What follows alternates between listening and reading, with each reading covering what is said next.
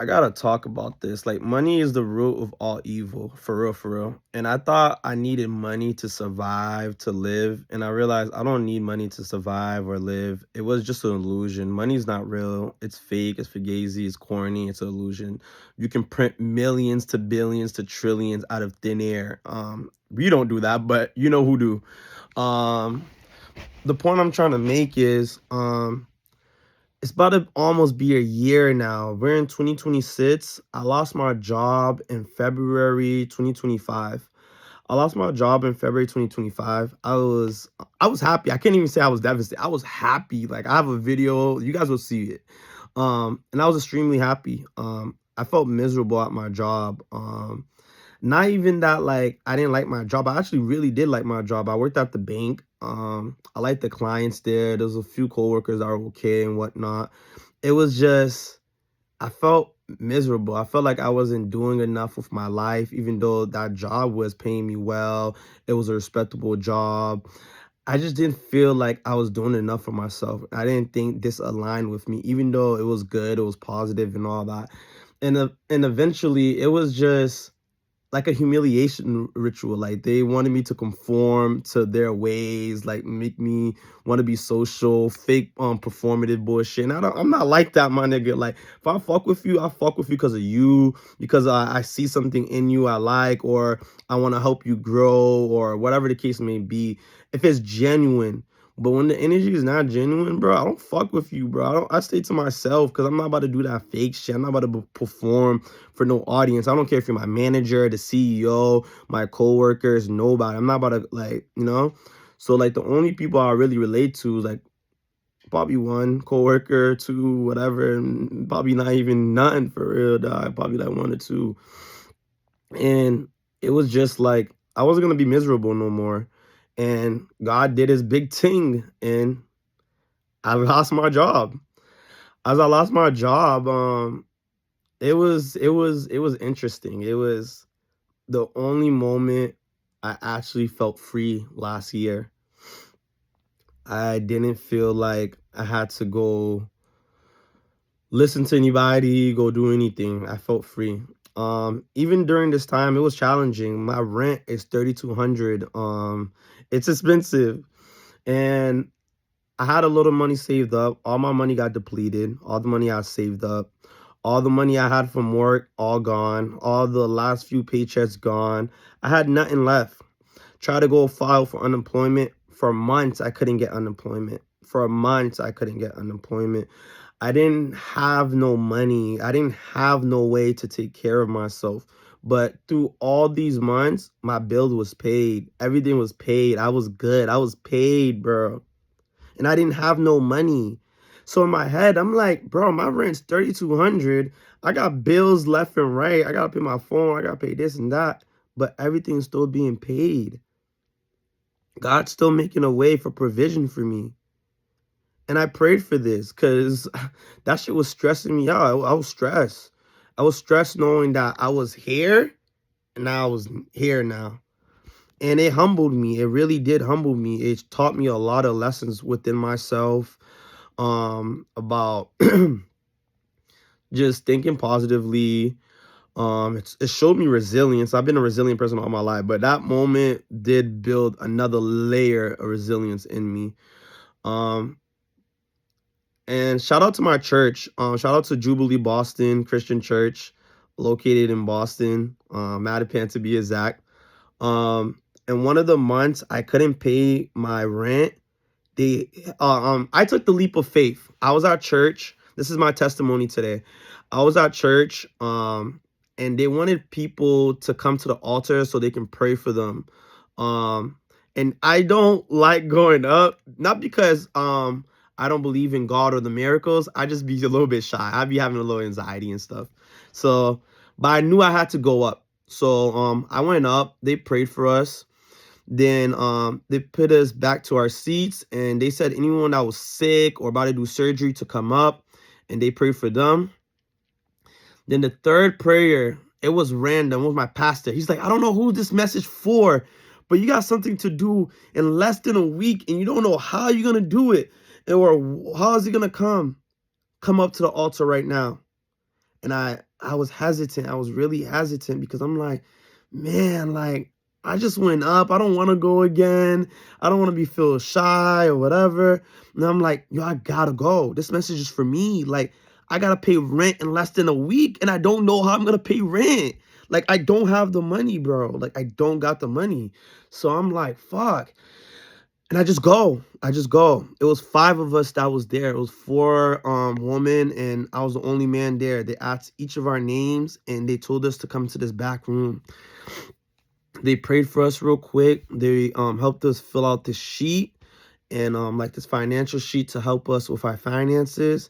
And they said they would get in contact with us, and they did get in contact with us. They did get in contact with me and whatnot, and they issued a check out for me, $1,000 check. And when they did, I was amazingly happy. But in this check they were supposed to give out, what happened? Was it supposed to be mailed out or something? Or was I supposed to get it? Okay, it was supposed to be mailed out. And it was supposed to be mailed out to either to me. Oh no, it wasn't gonna be to me. I lied. It was gonna be to my landlord, I believe. It was either to me or my landlord. I think it was my landlord. And I called my landlord to explain the situation. Like, hey, I got lucky at church. They offered me this amount of money, and I wanted to put it towards rent. My landlord doesn't even know I lost my job or anything like that. So I've been jobless for about like almost about to be a year now. Like February is gonna make it a whole year. February 2026 is gonna make it a whole year since I've been unemployed. And even with that being said, when that check was supposed to be issued, it was supposed to be issued and received within a small time frame. It was supposed to be less than that 7 days that was mentioned or whatnot, or between those 7 days, like maximum 7 days or less. And I never got the check. My landlord never got the check. I told him, hey, you got the check? He said the mailman didn't get anything, nothing.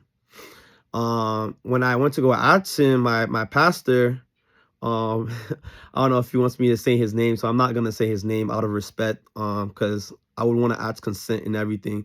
So my pastor spoke with me, and he said, oh, we sent the checks out a while ago, like the financial department. I'm like, yeah, we didn't get nothing. My landlord didn't get nothing. And I had to have faith. I went probably a whole nother month before I received that check.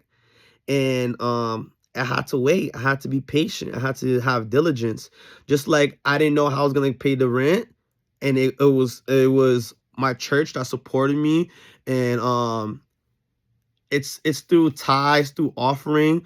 So it's a blessing to offer because I've donated money to the offering through whatever, Cash App, cash, or whatever. I brought other people to church and they have donated. So it's all full circle how this money came back to help me out because God knew I needed this. My church knew I needed this. And I knew I needed this because I took the leap of faith to go to the altar the second time, even though I didn't want to, even though I didn't know what to expect and whatnot. And going back, like I said, it took like a whole nother month before getting that check. But I didn't get disappointed. I didn't get mad.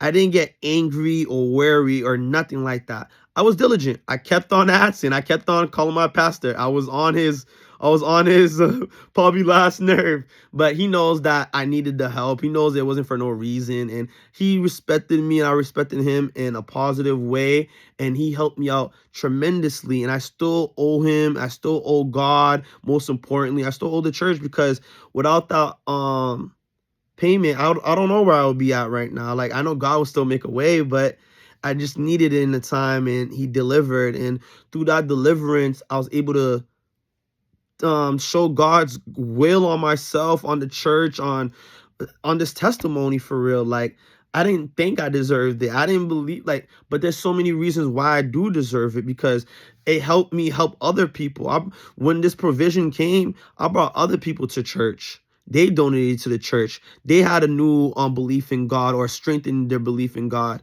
And this all goes back to having faith. Even though it took longer than it took, I had faith it was going to come. I didn't give up. I was resilient. I had faith. And it happened. And it goes back to tell you guys that you need to have faith in whatever situation you're in. Whatever thing you need, go ask God for it. He will give it to you. It can take some time, but be patient. Be patient. Have diligence with yourself. Because God knows, He sees your tears. He knows your heart. He knows what you be going through. Be patient. He's working. Sometimes the plan got to be foolproof. So He has to take His time to make sure it's foolproof. So through that plan, there's no disappointment anymore. And He made sure there wasn't no disappointment anymore, because after my pastor told me that the financial department issued that check and sent it through the mail, it never got there. It never got to my landlord. But the financial department said they cut the check. They know they cut the check. It probably got lost through the postal service. It happens. It's part of life. Did I go complain? Did I go yell at him? Did I go swear? No. I respected that life happens. I respected that this is God's will. And when I did do all that, it came back to me, that provision, because I was faithful. I honored God. I still praise Him through the good, through the bad, through the tribulations, through the quiet, loud times, because I know God is sovereign. He's a mountain mover. He done miracles in my life and other people's life that I can't even explain. I can't even, like, I need a calculator just to count my blessings. Real talk. And I say this because I've been through hell and back, and I never really, like, I questioned God. I was worried at times, but God always never left me. He never left me. He never abandoned me. He never forsake me. He never said you're not enough. He never said, yeah, because you're dirty, I don't want you to be around me because I'm clean. Nah, he stood with me through my times. And He showed me why I should stay firm to Him, because He was always firm with me. He was always my friend. He was always there for me. He was always helping me in any other way, because God is real. God is love. God is truth. He's the truth, and He is the only way. And after all that happened, my pastor just said, you know what? We're just going to get another check issued. We're going to cancel that check. We're going to get another check issued, and you can just come pick it up.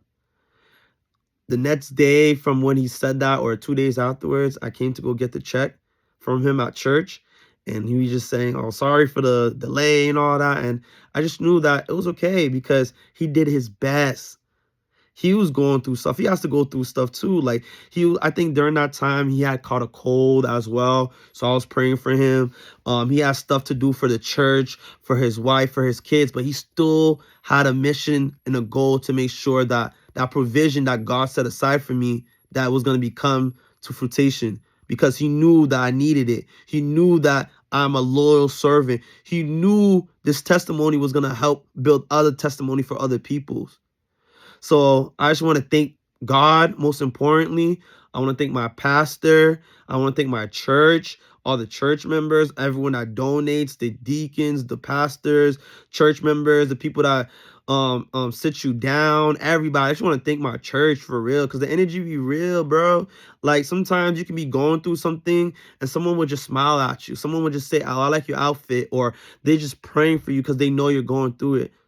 We need more love. We need more unity, especially in the Black community, especially at times as this life stuff is going on right now, all this negativity. We need more unity, man. And I just want to thank everyone that looked out for me that day, everyone that made sure that my needs were met, my senior pastor, my other pastor, everybody. Like, I just thank God every day. And I thank God that God didn't just only give me provision, that He helped those other women out too that was there with me that day. And He will help out more people. And He has already helped out people in the past. So I just wanted to say, like, I'm just appreciative, because I didn't know where this money was going to come. I didn't know. But it came out of thin air. Lies. God did it. God did it. They can print money out of thin air. God can do even abundantly more prosperous things too. So money is an illusion. It is the root of all evil. Because if I let it corrupt me and be like, hey, how come you didn't give me the money or this or that? I would have lost my provision. because I was corrupted in my mind, in my soul, in my heart, because I thought, hey, this is mine. I deserve this. Me. I want now, now, now. I had to be patient. I had to understand this is a we thing. God, my pastors, me, my landlord. I had to tell my landlord, yo, this is, hey, like they issue a check for me. I don't know if it got lost in the mail. I don't know any other landlord that would do that. All my life, I, me and landlords, my family been bickering, arguing. I never had a chill landlord. I never had a landlord that gave me grace. It's all God's doing. And I just want to tell you guys that you don't got to degrade yourself for money. You don't got to sell your soul for money or do stuff that doesn't align with you or your morals for money, because that's selling your soul. That's a sin. That's reverting to the devil. That's letting money hold power over your head. Don't do that. It'll corrupt you. It will make you evil. It will turn your back against the people you love, the things you love, who you truly are or meant to be. Pick God first. Pray, have faith, even though it can look so drastically dark or like nothing can be positive. Have faith. I've been there. I'm not saying that's easy. It's not easy, because a lot of times you'll doubt yourself. You'll doubt God even. But just remember that if you're still here, it's for a reason. If you're still here, it's because God got a way for you. And just make sure you got a way to pay him back, because he loves when you pay it back. And don't pay it back with your needs or being selfish with yourself. Give it back to the people that can't help themselves, like that, just like the way you couldn't help yourself. Give it back to the homeless. Give it back to the people that need help, that are sick, that need help because they can't afford things, because they don't have a job or they're homeless. Help back like that. If you don't got the money, help back by tutoring someone, educating someone to do better with themselves, or in school or with their faith. If you can't do that, help back in the littlest way possible. If you know how to cook, cook for somebody that don't know how to cook, or teach them. Okay, if you know that you're good at a certain skill, teach someone that certain skill so they can utilize that skill to create provision for themselves and their family. And that person might try to teach another person a skill or help with provision through other means, because they have a skill set that can get them paid now. So don't forget, we hold power. We hold a lot of power in our lives and each other's lives. So use it for positivity and for truth and for love, because we can change the world for real. But yeah, that's my message for today.